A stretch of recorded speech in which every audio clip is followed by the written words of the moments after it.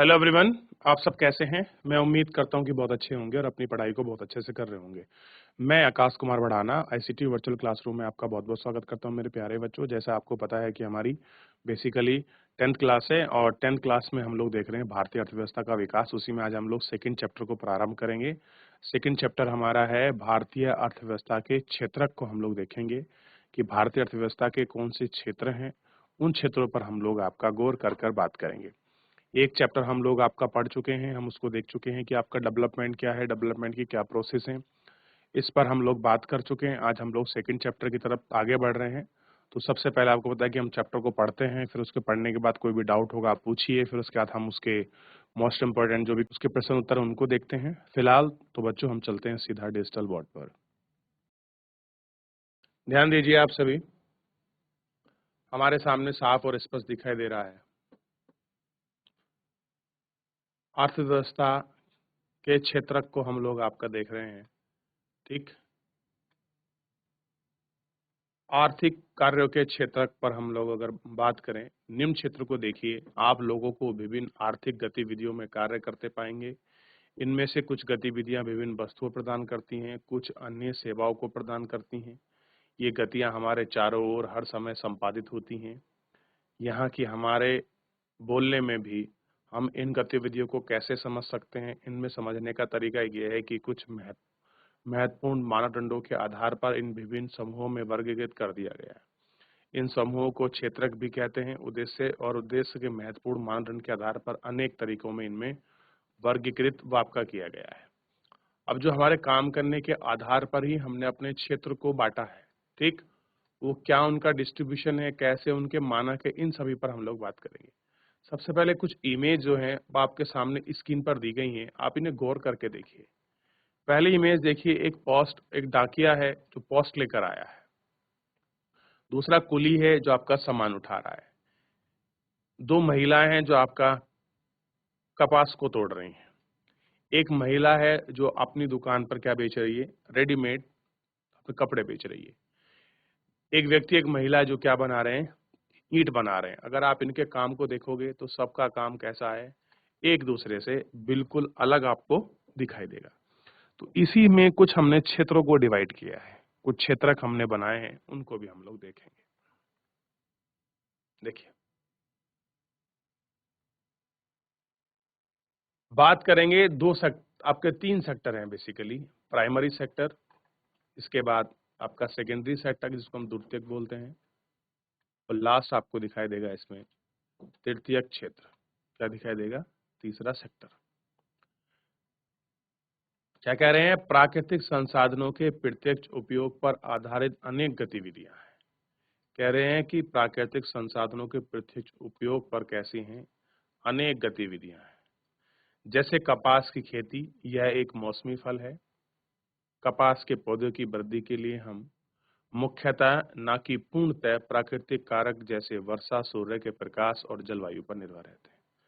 हम क्या रहते हैं? इन सभी पर आपका निर्भर रहते हैं। यानी कि अगर आपको खेती करनी है तो खेती करने के लिए कुछ ऐसे फैक्टर हैं जो हमारे लिए बहुत ज्यादा आपका जरूरी है। ठीक, तो उन फैक्टरों को को भी आपका देखना चाहिए।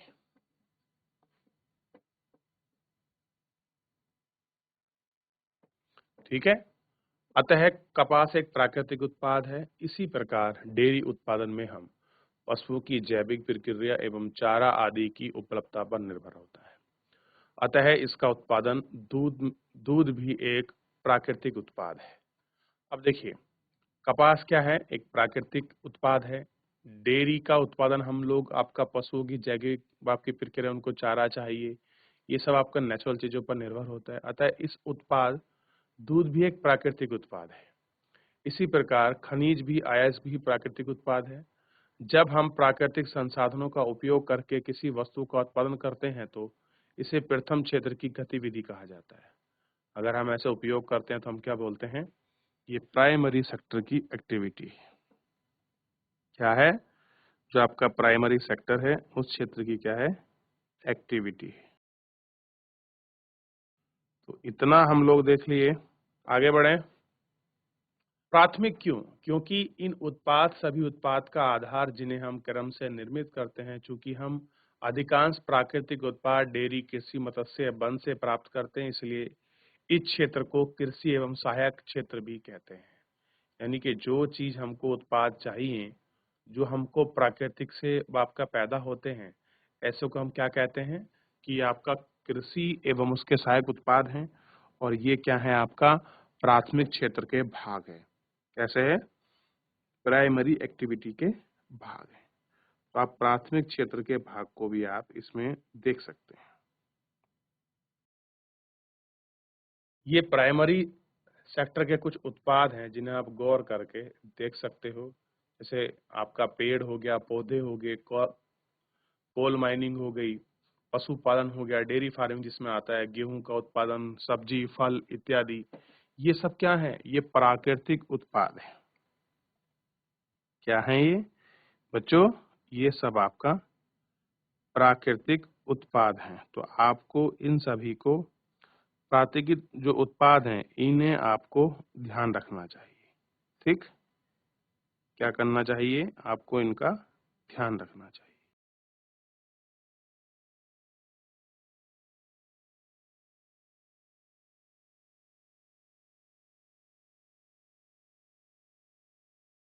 द्वितीयक क्षेत्र की गतिविधियां के अंतर्गत प्राकृतिक उत्पाद को भी निर्माण प्रणाली के जरिए अन्य रूपों में परिवर्तन लाया जा सकता है। क्या कर सकते हैं? अन्य परिवर्तन हम लोग इसमें ला सकते हैं। जैसे दूध का हमने मक्खन बना दिया, आइसक्रीम बना दी, ये आपका सेकेंडरी हो जाएगा।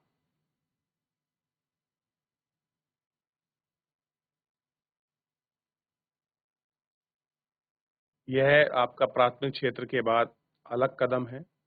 यह वस्तुएं सीधे प्राकृतिक से उत्पाद नहीं होती, बल्कि निर्मित की जाती हैं। इसलिए विनिर्माण की प्रकृति अपरिहार्य है। यह प्रकृति खनन की वहाँ किसी कार्यशाला घर में हो सकती है।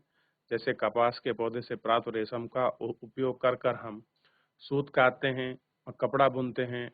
गन्ने को आपके कच्चे माल के रूप में प्रयोग करते हैं। हम चीनी गुड़ को तैयार करते हैं। हम मिट्टी की ईंट बनाते हैं और ईंट से घर और भवन निर्माण करते हैं। चूंकि क्रम से संवर्धन विभिन्न प्रकार के उद्योग से जुड़ा हुआ है, इसलिए इसमें औद्योगिक क्षेत्र भी कहा जाता है। मिट्टी कैसा है? Primary agriculture. लेकिन उसमें क्या हो गया? हमने मिट्टी से ईंट बना दी, तो वो क्या हो गया? सेकेंडरी। यानी कि अब देखिए, जो आपका रेशम है, ये वो आपका क्या है? वो आपका प्राथमिक उत्पाद है। लेकिन इसको काट कर हमने कपड़ा बना दिया। और कपड़ा किससे बना? मशीन से।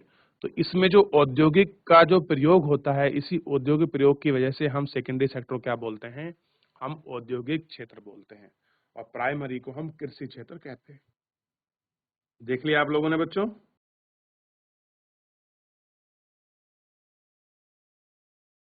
आगे बढ़े। कह रहे हैं कि प्राथमिक और द्वितीय क्षेत्र के अतिरिक्त आर्थिक गतिविधि का एक तीसरी कोटि भी है, एक प्रकार और भी है, जो आपका तृतीयक क्षेत्र के अंतर्गत आता है। यह उपयुक्त दो विभिन्न प्रकार के हैं। ये आपकी गतिविधियां प्रथम और द्वितीय क्षेत्र के विकास की मदद करती हैं। यानी कि प्राइमरी और सेकेंडरी जो आपका सेक्टर है, उसके डेवलपमेंट में हेल्प करती है कौन? आपका तृतीयक क्षेत्र की जो भी गतिविधियां हैं। ठीक? जैसे ये गतिविधियां वस्तुओं का उत्पादन नहीं करती, बल्कि उत्पादन प्रक्रिया में सहयोग या मदद करती हैं। जैसे प्राथमिक और द्वितीय क्षेत्र में उत्पादित वस्तुओं को थोक एवं खुदरा विक्रेताओं को बेचने के लिए ट्रकों और ट्रेनों द्वारा परिवहन की जरूरत पड़ती है, और कभी-कभी वस्तुओं को गोदाम में भंडारित करने की आवश्यकता होती है। तो हम उत्पादन और व्यापार में सहूलियत के लिए टेलीफोन, एक दूसरे दूसरे से वार्तालाप करने, संचार पत्र यानी कि संवाद, या बैंकों से कर्जा लेने की भी आवश्यकता होती है। तो आपका परिवहन, भंडारण, संचार, बैंक सेवाएं, आपका व्यापार आपका द्वितीय गतिविधि के कुछ एग्जाम्पल हैं। चूंकि गतिविधियां वस्तुओं की बजाय सेवा सर्जन करती हैं, इसलिए तृतीय क्षेत्र को सर्विस सेक्टर भी कहा जाता है। अब देखिए, सिंपल कहने का मतलब है जो प्राइमरी और सेकेंडरी सेक्टर को हेल्प करती हैं, जो किसी चीज का उत्पादन नहीं करती बल्कि उनको सर्विस प्रोवाइड करती है, तो हम उनको कहते हैं सर्विस सेक्टर। और यही सर्विस सेक्टर क्या है? आपका टर्सरी है, आपका तृतीयक क्षेत्र है। ठीक, मान लीजिए, ठीक। अब खेत में क्या हुआ मेरे प्यारे बच्चों? खेत में आपने गन्ना बोया, गन्ने से आपकी चीनी बनी, तो चीनी बन के क्या हो गई? आपका सेकेंडरी में आ गई, और चीनी को जो बेच रहा है वो आपका तृतीय क्षेत्र में हो गया बेचने वाला, ठीक।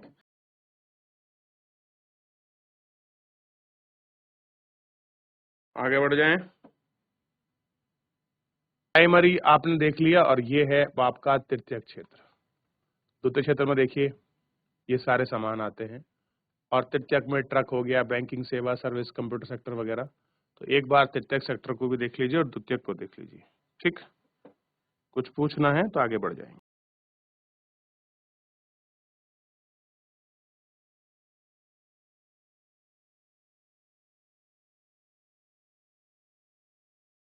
चलिए आगे बढ़े। सेवा क्षेत्र में कुछ ऐसे परिहार सेवा हैं जो प्रत्यक्ष रूप से वस्तुओं के उत्पादन में सहायता नहीं करती। कुछ ऐसी आपके चीज हैं सर्विस सेक्टर में जो आपका सीधा आपका उनको फर्क नहीं गिरती हैं।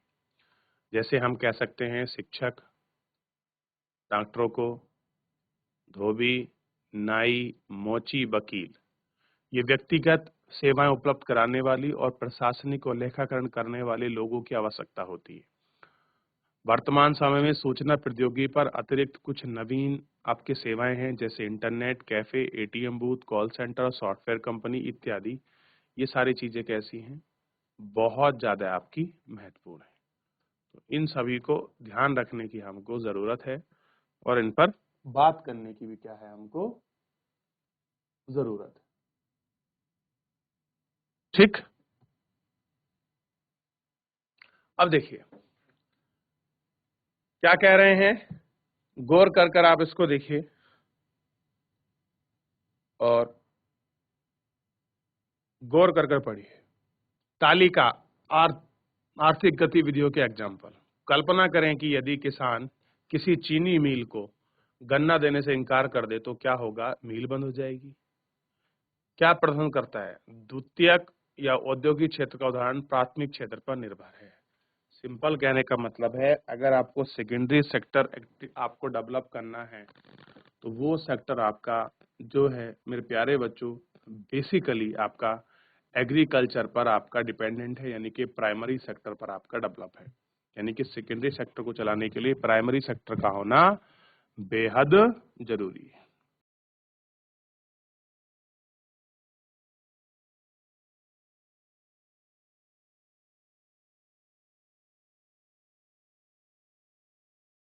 कल्पना करिए यदि कंपनी भारतीय बाजार से कपास नहीं खरीदती है तो अन्य देश से कपास आयात करने का निर्णय लेती है, तो कपास की खेती पर क्या होगा?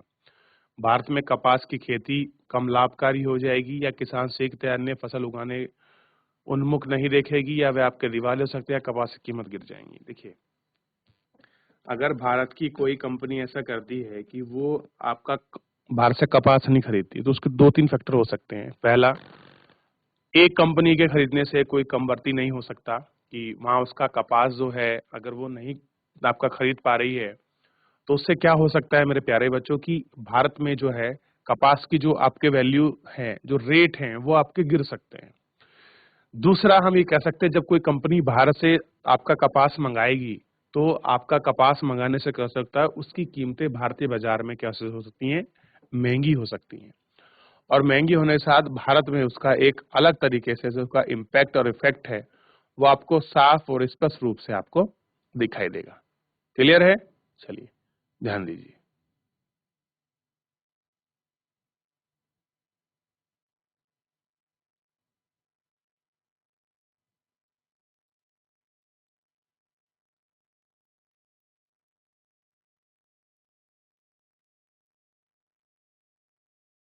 आगे बढ़े। तो अभी तक जितना मैंने पढ़ाया है इसमें कोई अगर डाउट है, आपकी क्वेरी है कोई, आप पूछ लीजिए।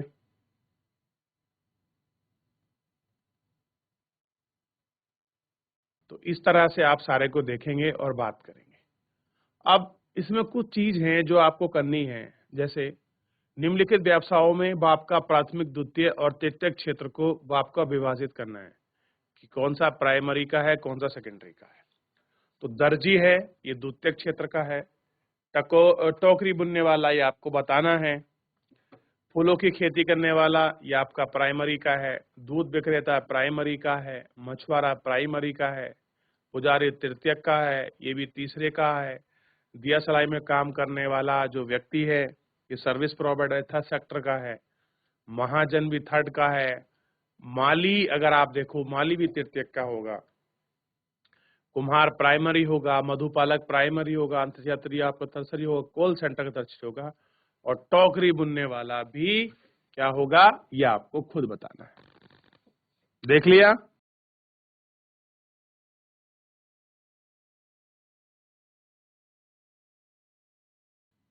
चलिए आगे बढ़ें। तृतीयक क्षेत्र की तुलना, जो आपका टर्सरी सेक्टर है, अगर उसका कंपैरिजन करें तो देखते हैं क्या है। तृतीयक क्षेत्र की तुलना पर हम लोग विशेष करके गौर करके हम लोग इनको देखेंगे। देखिए, प्राथमिक, द्वितीय और तृतीयक क्षेत्र में विधित उत्पादन कार्यों से काफी अधिक मात्रा में वस्तुओं और सेवाओं का उत्पादन होता है। साथ ही इन क्षेत्र में काफी संख्या में लोग वस्तुओं और सेवा के उत्पादन के लिए काम करते हैं। अगले चरण में यह देखना है कि प्रत्येक क्षेत्र में कितनी वस्तुएं और सेवाएं उत्पादित होती हैं और किन लोगों को क्षेत्र में काम करते हैं। अर्थव्यवस्था की कुल उत्पादन और रोजगार की दृष्टि से एक या एक से अधिक क्षेत्र होते हैं, जब अन्य क्षेत्र अपेक्षाकृत छोटे आकार के होते हैं। कैसे होते हैं? अपेक्षाकृत छोटे आकार के होते हैं।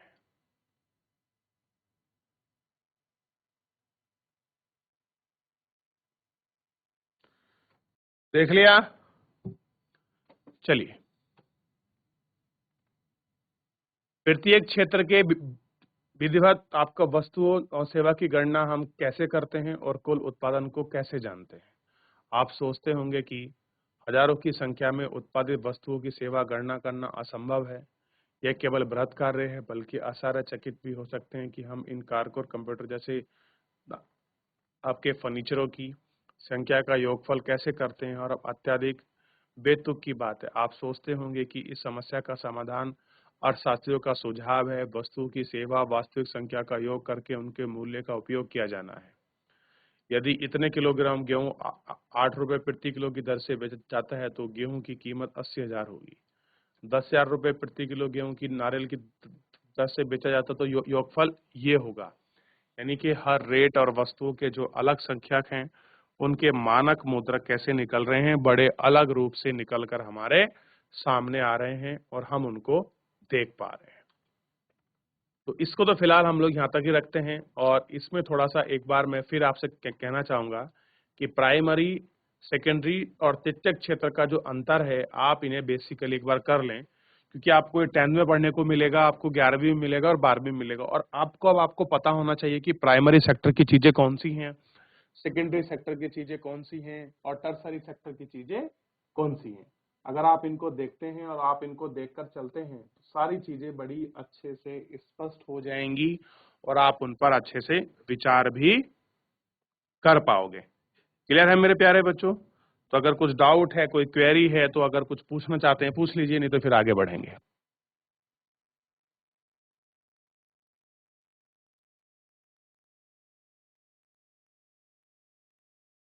देख लिया आप लोगों ने?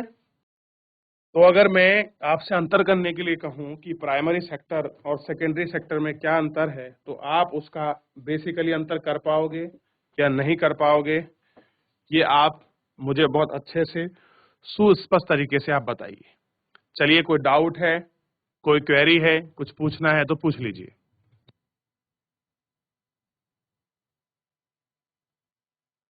प्यारे बच्चों, फिलहाल आज के इस लेक्चर में इतना ही। मिलते हैं नेक्स्ट लेक्चर में। आप तब तक अपना ध्यान रखिए, स्वस्थ रहिए, अपनी पढ़ाई को बहुत अच्छे से करते रहिए और मुझसे जुड़ने के लिए आपका बहुत बहुत धन्यवाद मेरे प्यारे बच्चों।